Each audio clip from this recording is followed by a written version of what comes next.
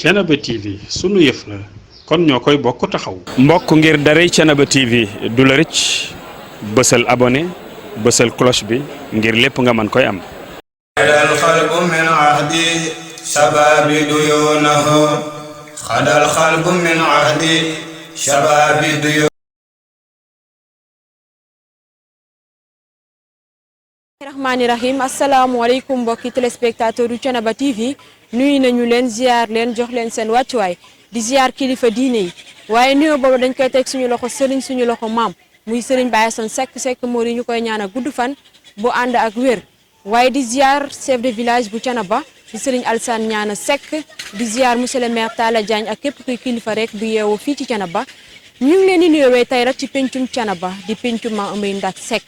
mu yemook le 18 septembre 2023 mu nekk bis bi nga xam ne moom nañu woote tey ngir setal li nga xam ne moo di dëkk bi ngir waajal gàmmu gi mu fas yéene nekk 144e édition nga xam ne moom la ko Thiénaba bi mu ko dalee gàmmu ba léegi kon la dañuy dugg ci mbooloo mi ñu xool tey ñoom naka nañu dundee tey teew bi ñu teew tey ci setal bi kon léegi rek lay doon ma ànd ceeg sama caméraman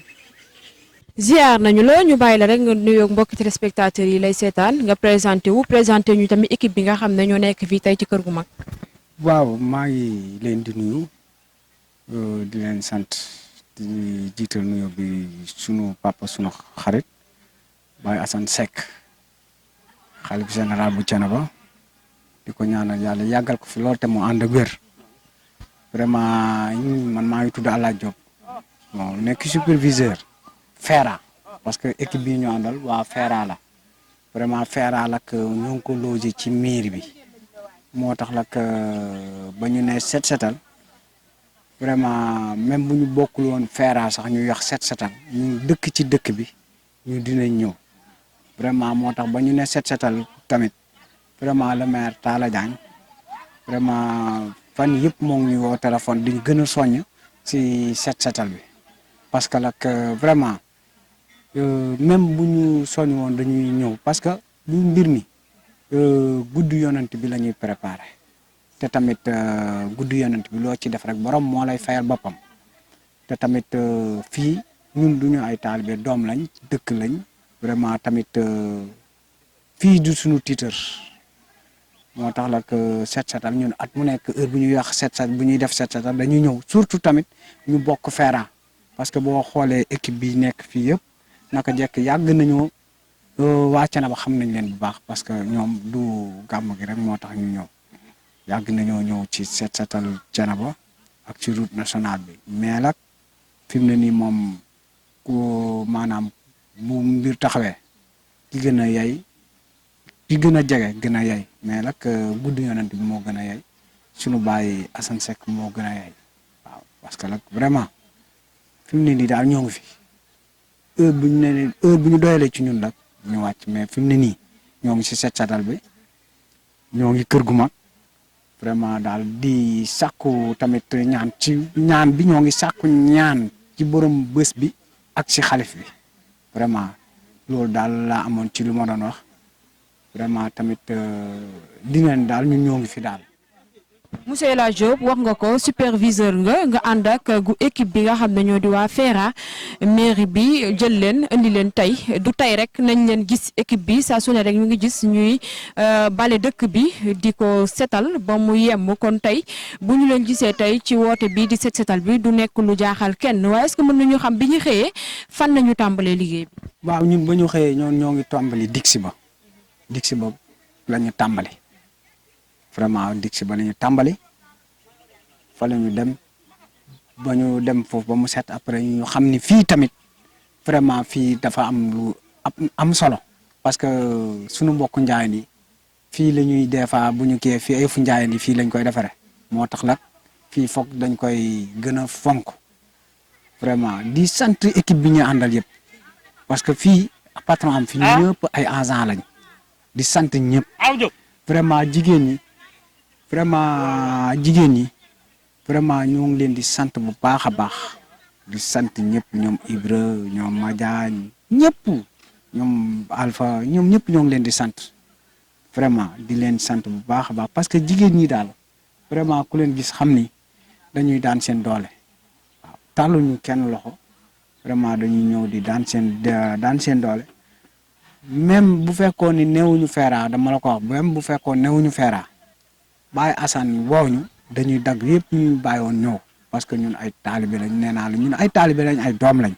waaw parce que ñu amuñu fenn fu dul Thiénaba waaw te boole ci tamit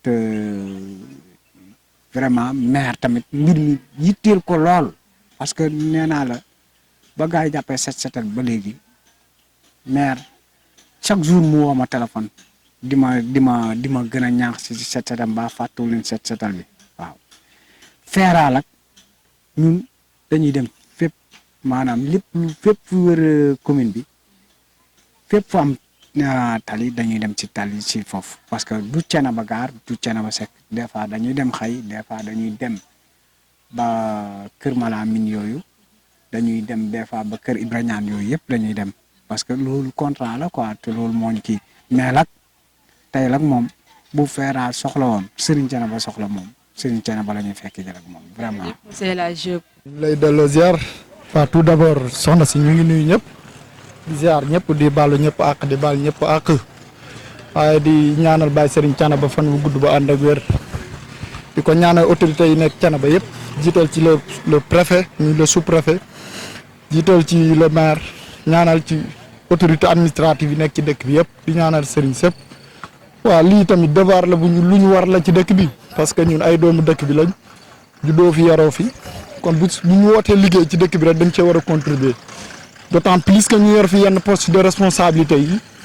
doon président commission jeunesse de la mairie war a jiitu ci liggéey bi waaye représenté fi aussi tamit le président TFC monsieur Daouda Wade kon c'est normal bu ñu wootee ñu ñëw tamit joxe suñ contribution kon nañ ko daan defee ñun yàgg nañ ci Thiénaba bu mos a wootee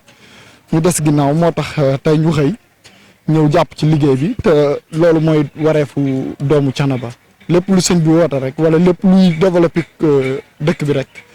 ñëpp a ci war a contribuer quoi looloo tax ñu xëy ñëw nekk ci liggéey bi quoi. jaar nañu la. mooy dolli jaar. ñu bàyyi la rek nga nuyoog mbokki téléspectateurs yi lay seetaan nga wax ñu tey yëg-yëg bi nga am tey bi nga teewee si li nga xam ne moo di set setal bi. waaw dañuy wax alhamdulilahi rabbil alamin di sant yàlla bu baax di julli ci sang bi sallallahu alayhi wa sallam waaw di sant suñu xalifa Baye Assane Seck yàlla na ko fi yàlla yàggal mànd ak wér waaw di rafetlu tamit jotaay bi quoi ndax lii dafa am solo. ndigal moom jëfe rek Thiénaba moom bu dee tool ku ci ne am nga sa waar woo ci war a bay kon loo ci jàppee rek doyut waaw di ñaan yàlla fekk ko ay année yu bare ci barke Yonent bi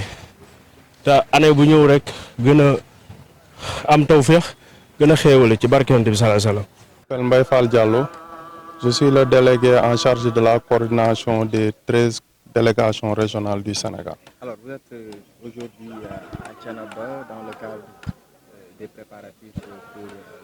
l'édition du Mawlud 2023. Alors, quel est aujourd'hui le dispositif qui a été mis en place pour quand même pouvoir accompagner ce mouvement? Voilà, donc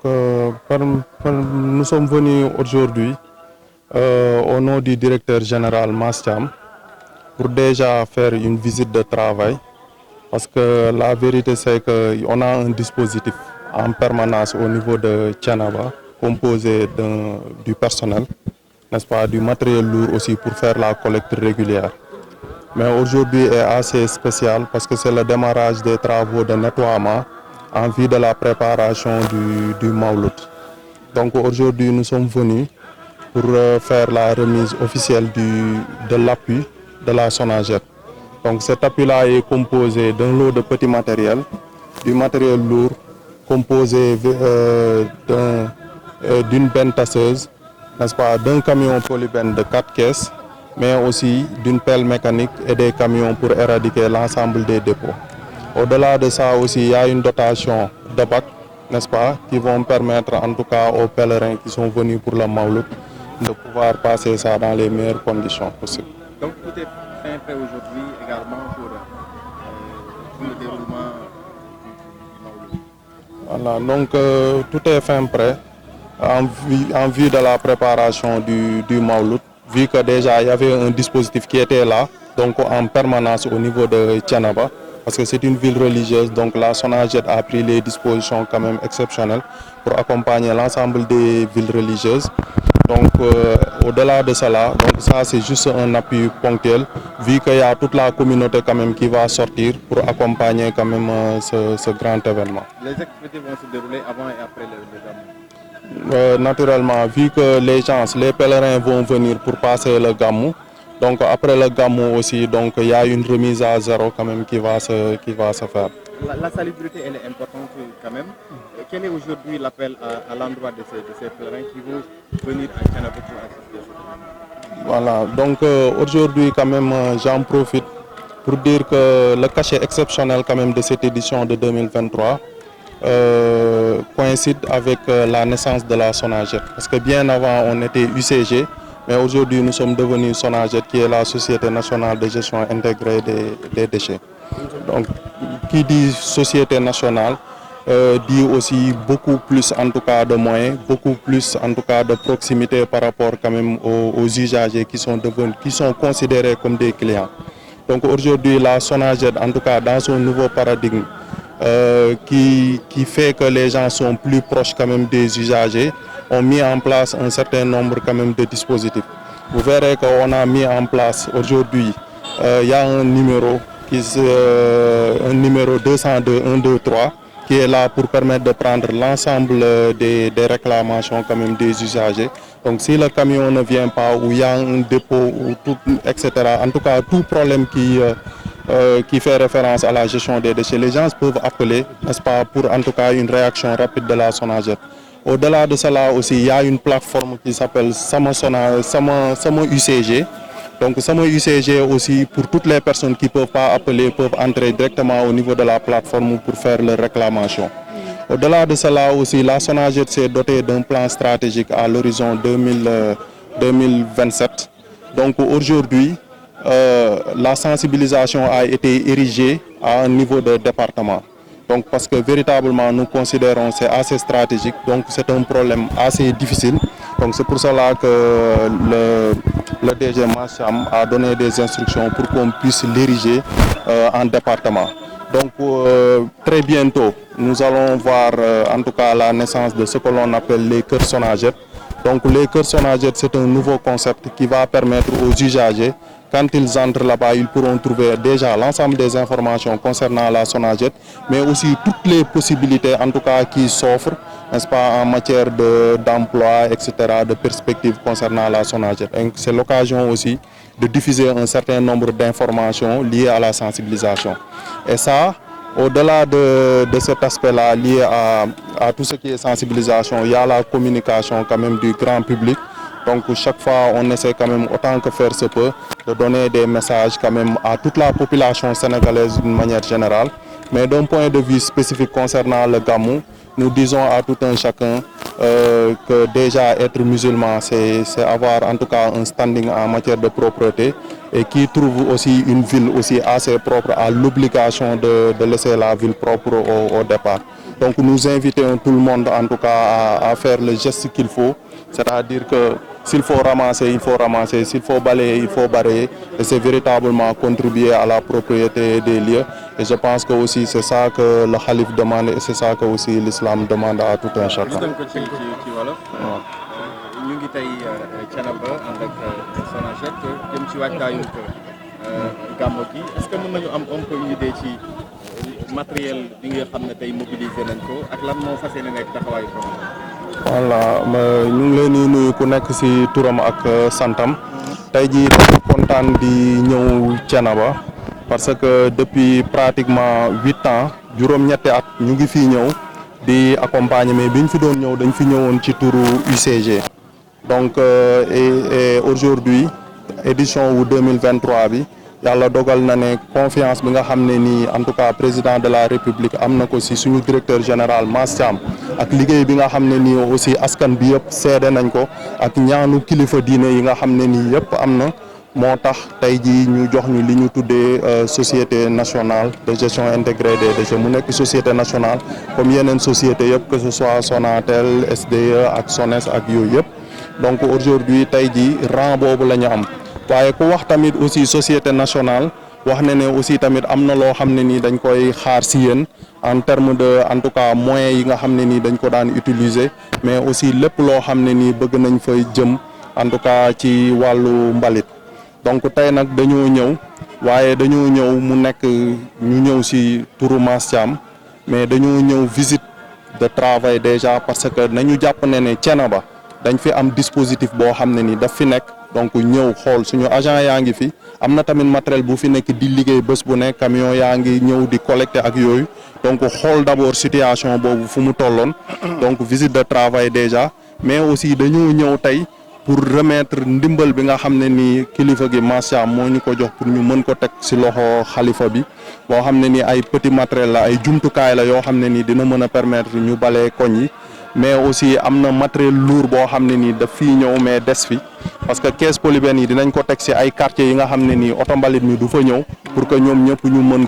mën ko utiliser su weesoo loolu tamit am na ay bac yoo xam ne nii andi nañ ko parce que gis ngeen PRN bi sooy dugg ci dëkk bi buntu dëkk bi mu ne fa donc bac yooyu dinañ ko teg ci li wër jumaa ji mais aussi si yenn mbedd yi nga xam ne nii comme ça nit ñi di ko mën a di utiliser. kon daal lépp lu jëm ci wàllu cet gi fi mu ne nii lépp mën nañ ne lépp yemb na avant et après gàmmu gi yëpp di ngeen fi nekk. waaw comme niñ koy faral di defee rek balaa gàmmu gee jub si dañuy ñëw bale su nit ñi ñëwee yi tamit aussi comme mbooloo bu bëri day ñëw ci dëkk bi production wu mbalit mi day gën a yokk quelquefois day doubler wala mu tripler donc loolu tamit suñ ci weesoo taxawaay bi nga xam ne amoon nañ ko avant ñuy bale taxawaay bu toll noonu la ñuy amaat pour que ñu mën a balewaat defaraat dëkk bi yëpp comme ni mu meloon avant gàmmu gi di commencer. nawet ndax jël nga ci matukaay comme ne moto ak poto yi ci dëkk bi. voilà donc aujourd'hui nawet effectivement dafa nekk ay périodes yoo xam ne ni yu difficile la parce que très souvent ko ñi nga xam ne nii du am yoon oto yi quelquefois duñ fa mën a dugg waaye tey jii soo xoolee caisse polybène yi loolu lay njëriñ ko ñi nga xam ne nii yëpp kenn mënu fa am accès donc zone yooyu lañ koy teg mais aussi tamit dañuy continuer di liggéey ak municipalité yi très souvent parce que naa am ay koñ yoo xam ne nii day soxla quelquefois rembler comme am nañ ay camion ak ay jumtukaay yu mel noonu ñu jël tuuti xeer wala tuuti suuf teg ko ci yenn mbedd yi comme ça oto yi di mën a dugg donc loolu dafa ànd ak suñu liggéey mais ay mesures la yoo xam ne nii dañ koy jël très souvent. waaw xam nga aujourd'hui sooy xool comme ni ma ko waxee sax soo jëlee li nga xam ne nii tey jii def nañ ko fi parce que président de la République dafa joxe woon ay instructions pour accompagner les villes religieuses il y avait le programme spécial donc loolu dañuy defar dëkk bi moom la nit ñi di jiite kilifa gi moo woote pour que ñëpp jàpp ci donc ñun ñëpp ñu ànd booloo pour mën a liggéey ci loolu.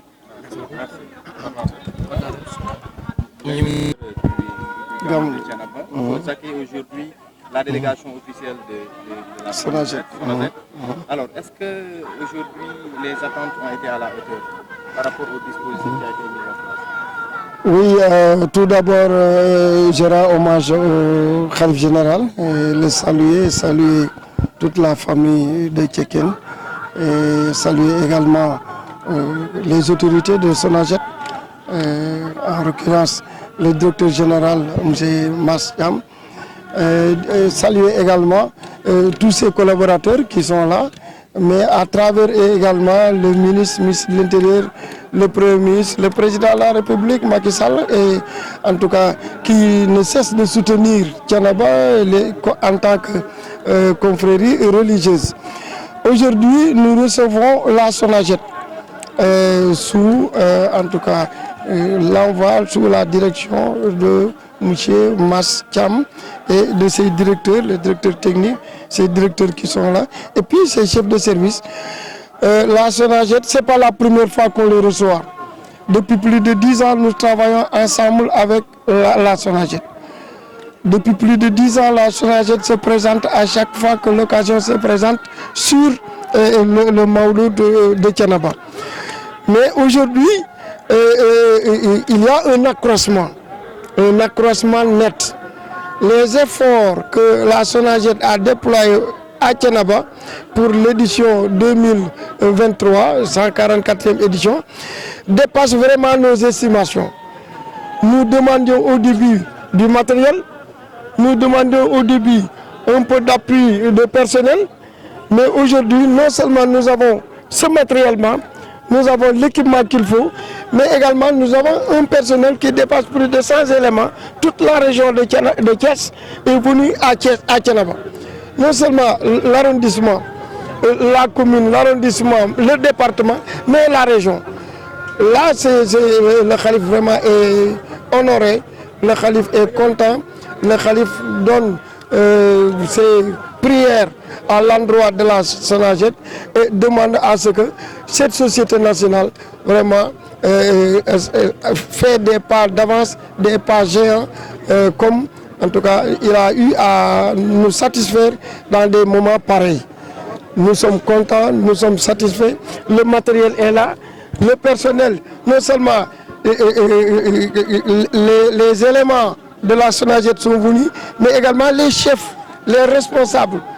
départementaux, les responsables régionaux et les responsables nationaux. Là, nous ne demandons pas mieux. Donc, nous sommes vraiment honorés, contents des actions de la SONAGED. Sur ce secteur de l'environnement, de ce cadre de vie, donc pas d'inquiétude. Pas d'inquiétude. Au début, nous avons ce qu'on appelle des scènes. À chaque fois, on demandait à la SONAGED de venir nous aider sur les scènes. Maintenant, nous avons un personnel permanent. Maintenant, nous avons des camions en permanence. Nous n'avons plus de scènes, nous n'avons plus de poubelles, nous n'avons plus d'inquiétude dans ce sens. Et grâce à ce, la SONAGED. Comment? Vous n'avez pas de problème? Non, nous n'avons pas de problème. Nous avons plus que ce que nous demandions. Si nous demandions 100%, la SONAGED nous a apporté 200%. Donc nous n'avons plus d'inquiétude. Vraiment, nous les remercions. Le khalife général les remercie. Le chef de village, Alassane Niansek, les remercie. Nous sommes contents, c'est pourquoi nous les recevons à bras ouverts. Nous les recevons en tout cas avec enthousiasme, avec satisfaction et avec prière pour que la SONAGED s'avance, pour que ses responsables, le directeur général, le ministre et tous ceux qui sont impliqués à la SONAGED puissent faire des pas en avance dans la sécurité, dans la paix et dans le développement.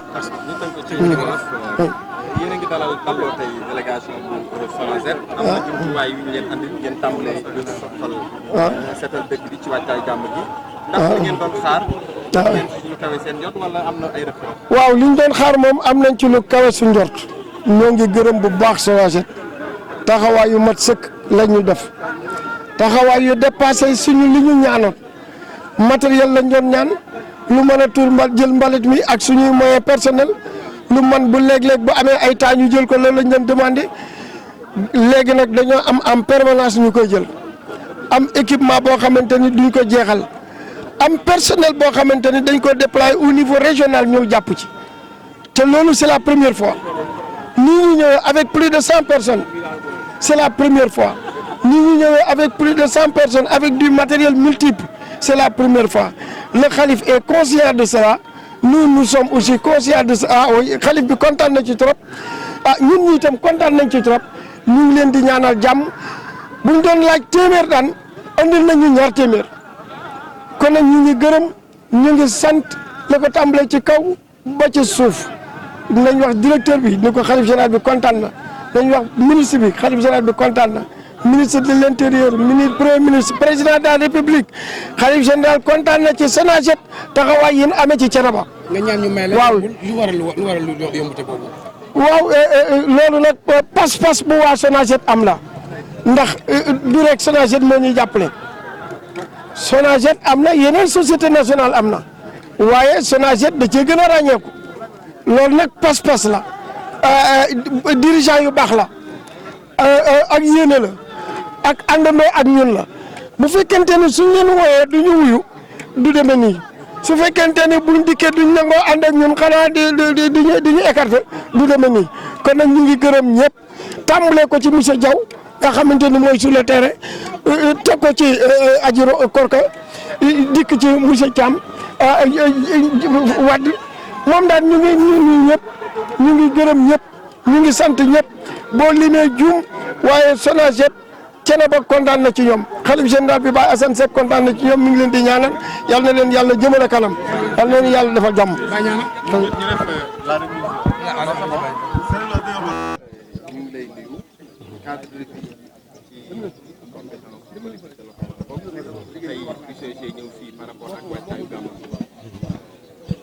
alors nag mën nañu xam nan ngeen gisee taxawaay bi ak lëkkaloo bi nga xam ne la collectivité locale lëkkaloo na ak UCG par rapport ak jërëjëf Ama ñoo ngi santaat yàlla bu baax di julli ci yonent bi sallallahu alayhi wa sallam di gërëm sëñ Assane Seck di ko ñaanal gudd fan ak wér gu yaram mais di gërëm famille maam Amary Ndack Seck yëpp tey dañu am kontante ci li nga xamante ni moom la Sonaged def yàgg nañ di lëkkaloo ak UCG yàlla def ba mu dem ba doon société nationale Sonaged tey aussi ñu continuer di def mais tey dañu indi loo xamante ni daf ñu gën a yéem parce que chaque année daan nañ ñëw ak doole mais ren aussi dañu ñëw ak beneen doole boo xam ne daf ci yokk mais société nationale oblige peut-être loolu ñu changé aussi de statut moo tax vraiment ñu demee nii donc ñu ciy santaat yàlla bu baax ci li nga xam ne ñooy def mais di leen ci sant ñoom aussi ci turu monsieur le maire mais ci turu conseil bi yëpp. lëkkaloo bi ak collectivité locale naka la par rapport ak qualité de diffusion nan ngeen koy liggéeyee. waaw ñu ngi ci jokkoo ak ñoom di ci liggéey boobaak léegi wax dëgg yàlla doté nañu benn camion de ramassage boo xamante ni mi ngi fi en permanence am na aussi personnel boo xamante ni def nañ ko ci mais léegi laay waxtaan ak Korko ni ko personnel boobu doyul fexe leen nu ngeen ñu yokkalee personnel boobu parce que booy seet 5 personnes lañu à 4 2 yi ñooy ramasser mbalit ñi ci des ay superviseurs lañ donc soxla nañu ñu renforcer ñu ko ba personnel fi am fi bu gàmmu passé aussi ñoo ñu continuer di ramasser mbalit. dajale mbalit baax na mais fu ñu koy denc ak yooyu ndax aussi bàyyi ngeen. jërëjëf parce que loolu aussi mooy sunu handicap bi gën a mag boo seetloo léegi ñun xombal la ñuy tuuree ji mbalit te loolu c'est pas normal loolu ma ci interpeller Serigne Niana mais di ci interpeller Oustaz Ngom mi chef de village yëpp mais ñu ànd ci ak monsieur le maire ñu waxtaan ak population bi ba ñu am foo xamante ne mën nañ fa tuur mbalit parce que jaaduwul ñu tonni mbalit di dem ba xombal di ko fa tuuree donc bu ñu amoon fu ñu ko tuuree fii kon loolu dinañ gën a dimbali waaw. waaw message bi rek di gën a ñaaxaat population bi que ni incha allah aussi nañu dimbali ñi nga xamante ni ñooy tonni mbalit parce que dañu nekk aussi ci problème période nawet te nawet mbalit dafa xaw a compliqué souvent da ngay gis ñu teg seen mbalit mu am ndox am yeneen ak yeneen yoo xamante ni dina mel noo xamante ni ki koy tonni aussi te vraiment c'est des nobles ñi nga xamante ni ñoom ñooy ñëw di tonni si mbalit mi ñooñu aussi war nañ leen dimbali di defar mbalit mi ba nga xamante ni bu ñu ñëwee mën nañ ko jël defar ko te duñ ci am benn jafe-jafe incha allah rabbi. Merci beaucoup. Thiénaba TV à votre disposition pour la couverture de vos événements, pour la couverture médiatique des grands événements. Thiénaba TV avec vous avant, pendant et après. bokk jërëjëf ci ànd nga ànd ak ñun suñuy programme ngir gën ko mën a wéyal nag daañu sàkku ci yéen ay ndimbal ngir yokk matériel bi ngir liggéey bi gën a jëm ca kanam. kon mbokk ku ci am lépp looy yónnee mën nga koo yónnee ci numéro yi di affiché ci écran bi sant ak ngërëm ñeel na leen ci ànd ak ngeen di ànd ak Thiénaba TV. wali say bi ahdun yab an nasuunahu